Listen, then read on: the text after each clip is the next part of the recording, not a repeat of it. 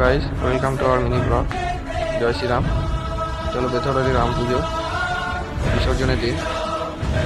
রাম ঠাকুর তো বিসর্জন হয় না, যে কোনো রাস্তায় নামিয়ে রাখা হয়। বেথরবাড়ির রাজপথে চলছে রাম ঠাকুর, পেছনে আছে বজরংবলী। জয় বজরংবলী। প্রচুর আনন্দ সহকারে রাম ঠাকুর আর বজরংবলীকে নিয়ে যাওয়া হচ্ছে। সামনে তাসা বাজছে, এটা বেথরবাড়ি NH-34 ওপর দিয়ে নাচ গান হচ্ছে তাসা বাজিয়ে।